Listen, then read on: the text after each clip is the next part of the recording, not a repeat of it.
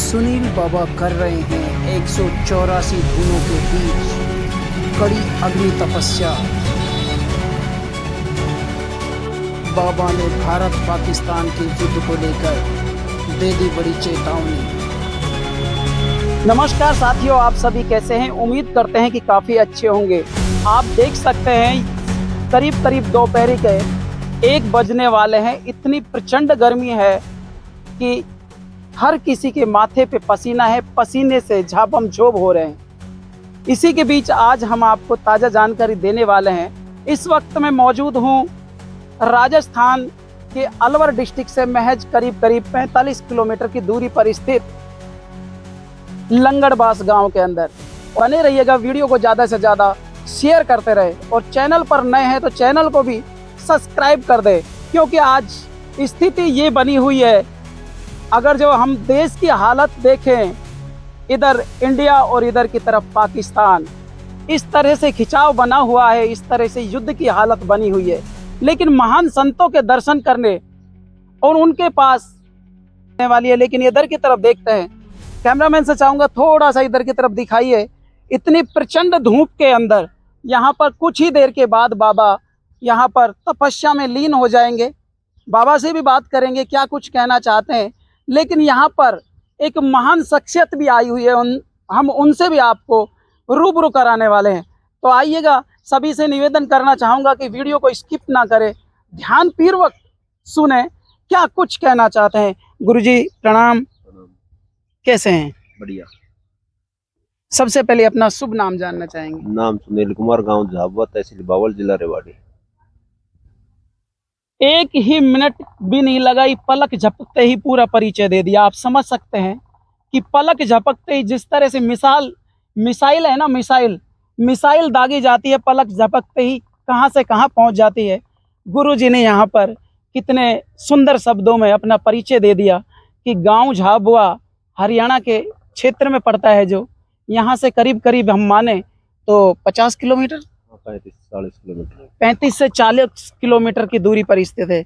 गुरुजी, आज सबसे पहली चर्चा हरी चर्चा भी करेंगे, लेकिन आज जो देश की हालत है, इधर की तरफ गोलाबारी हो रही है, उधर की तरफ से भी हो रही है। इस विषय पर आपके क्या विचार है, क्या कुछ कहना चाहते हैं? हम तो यही कहते हैं कि देश में सुख शांति बनी रहे। सभी देशवासियों से यही प्रार्थना करते हैं, देश में सुख शांति रखे, सुख शांति रहे। लेकिन सुनील महाराज जी, हम एक चीज़ और जानना चाहेंगे कि जितने भी आपके भक्त हैं वो इस समय पर अग्नि तपस्या कर रहे हैं।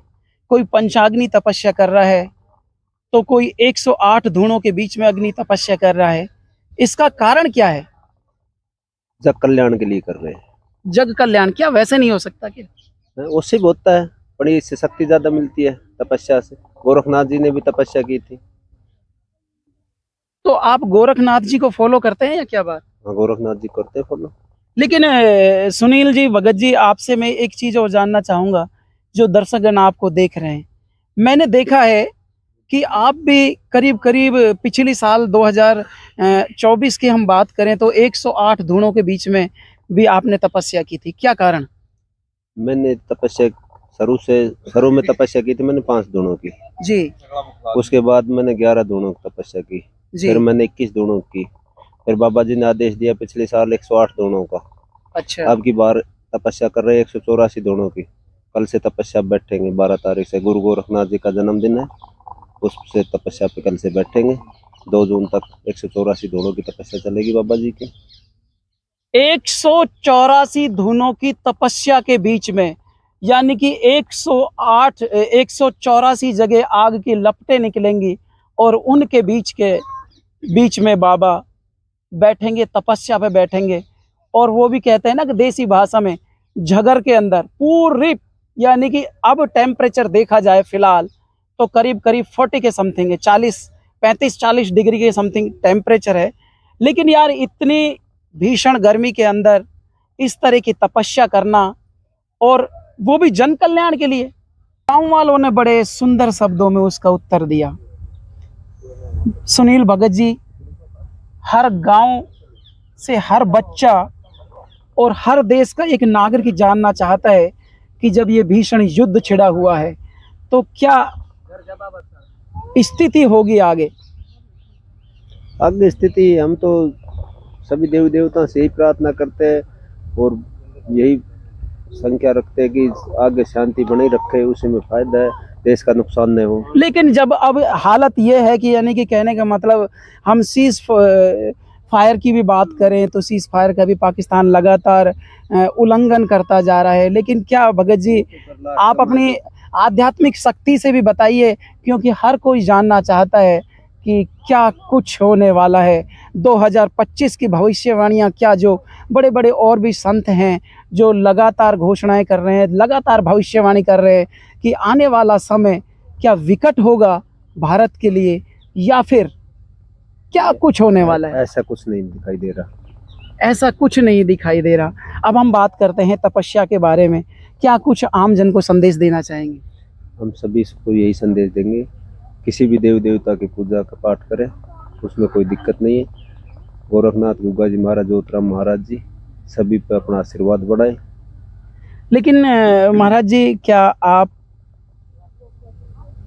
तंत्र विद्या से या फिर मंत्र चिकित्सा के द्वारा आप लोगों का कष्ट हरते हैं? मैंने सुना है कि जो भी ज्योतिराम बाबा का दरबार है, चाहे आपके पास दरबार हो, आपके चेले के पास हो, या फिर कहीं भी राजस्थान में, क्या पूरी ऑल ओवर वर्ल्ड की मैं बात करूं, कहीं भी हो, कहा जाता है कि यार एक चुटकी मात्र भभूति से लोग सही हो जाते हैं। क्या कारण है?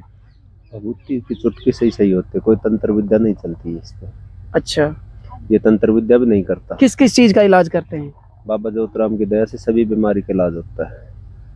सभी बीमारियों का आपके पास इलाज होता है। तो दोस्तों, यहाँ पर आप देख सकते हैं कि इस विलेज के अंदर मैं लंगड़बास गांव के अंदर आया हूँ, और हमारी महाराज जी से, सुनील जी महाराज जी हैं जो कि हरियाणा के रहने वाले हैं, उनसे चर्चा हुई है और उनकी जो भविष्यवाणियाँ है कि यह है कि हम सुख शांति के लिए, हम सुख शांति चाहते हैं और देश की तरक्की चाहते हैं। लेकिन जब बात आती है यहाँ पर तपस्याओं की, यहाँ पर जो ज्योतिराम बाबा की शक्ति की बात आती है, तो यहाँ पर कहा जाता है कि भाई मात्र एक चुटकी भभूति से यहाँ असाध्य से असाध्य, गंभीर से गंभीर बीमारियाँ सही हो जाती है। तो मैं सभी भक्तों से ये कहना चाहूँगा, एक मानवता के नाते इस वीडियो को ज़्यादा से ज़्यादा भर भर करके शेयर किया जाए, ताकि हर, क्या कहना चाहेंगे? वो बीमारी तब सही होगी जब धनी विश्वास करके आएगा, जैसे बताएंगे जैसे करेगा। अब मान ले आया, झाड़ा लगवाया, भभूति लिए चला गया, तो नहीं होगा। पब्लिक को 1 मिनट में आराम चाहिए। हाँ। आपका कहने का मतलब ये हाँ। है। लेकिन जब तक चाहे ज्योतिराम बाबा हो, चाहे देवी देवता हो, चाहे कोई सा भी कोई देवी देवता हो, देवी देवता कोई खराब नहीं है, सभी काम करते हैं, ठीक है, जी। पर श्रद्धा और विश्वास से काम करते हैं, उससे लगन लगाएंगे, उसको बैठेंगे। तो बाबा, आपने तो वो बात कह दी कि लगन तुमसे लगा बैठे, जो होगा सो देखा जाएगा। ये सही बात है कि भाई बाबा से हमने तो श्री ज्योतिराम जी से ऐसी लगन लगा रखी है। पिछले साल तपस्या बैठे थे जब अन्न छोड़ा था, आज अच्छा। तक कोई अन्न ग्रहण नहीं किया। ज्योतिराम जी के चरणों में जब तक जीवन दान है तब तक कोई अन्न ग्रहण नहीं करेंगे। यानी कि आपने अन्न को त्याग रखा है? अन्न को कब से त्याग रखा है? आज मैंने करीब करीब 370-75 दिन हो गए। यानी कि 1 साल से ज्यादा हो गए। 365 दिन होते हैं, 1 साल 5 दिन हो चुके हैं। पिछले साल मान ले मैं तपस्या बैठा था, उससे पहले दिन छोड़ा था। यानी कि संकल्प लेने का मतलब भी तो होगा। संकल्प मैंने यही लिया था, जो भी जाबा मंदिर पे आए, ज्योतिराम जी का कोई भी सेवक हो, जो भी दरबार में आए, सभी का कल्याण हो, किसी के कोई कष्ट परेशानी ना हो, इसलिए संकल्प लिया था मैंने।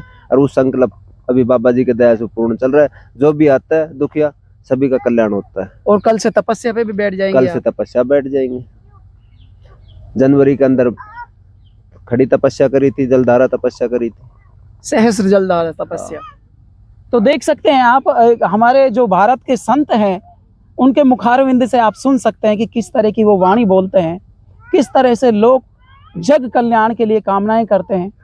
मैं सभी से यही कहना चाहूँगा कि एक बार आप इस ज्योतिराम बाबा के दरबार में आकर के तो देखिए, एक बार लगन तो लगा करके देखिए कि आपकी अगर जो किस्मत नहीं बदल जाए तो मेरे को कहना फिर, लेकिन मैं सभी से यही कहना चाहूँगा कि इस वीडियो को है ना इतना भर भर करके शेयर किया जाए, इतना भर भर करके शेयर किया जाए। तहे दिल से मैं ये भी कहना चाहूँगा कि महाराज जी की जो आज आप सत्संग सुन रहे हैं, जो आज इनके मुखार विंद से जो बातें सुन रहे हैं, अगर जो आपने वीडियो देख के भी बाबा ज्योतिराम का ध्यान लगा लिया ना, तो मेरे हिसाब से आपको 100% नहीं तो 20% फर्क तो वहीं पर पड़ जाएगा। क्यों बाबा? बिल्कुल पड़ जाएगा। हम आपको ताज़ा जानकारी के साथ पुनः मिलते हैं, लेकिन चलने से पहले सभी से निवेदन करना चाहूँगा बाबा, हमारे युवाओं को संदेश दे दीजिए कुछ। युवाओं को यही संदेश है, दारू मीट से परे रहे, अपने माता पिता की सेवा करें। सबसे बड़ा गुरु माता पिता होता है जी, उनकी सेवा करोगे तो आगे तक अपना आप होगा सुधार। बिल्कुल बिल्कुल। और यहाँ पर तमाम आप भक्त देख सकते हैं। एक बार कैमरामैन से चाहूँगा थोड़े से दिखाइए इधर की तरफ, और इधर की तरफ देखते हैं तो महिलाएं बैठी हुई है। तो हम आपको ताज़ा जानकारी के साथ नेक्स्ट वीडियो में पुनः मिलते हैं। तब तक के लिए आप अपना ख्याल रखिएगा, स्वस्थ रहिएगा और मस्त रहिए। जय हिंद, वंदे मातरम।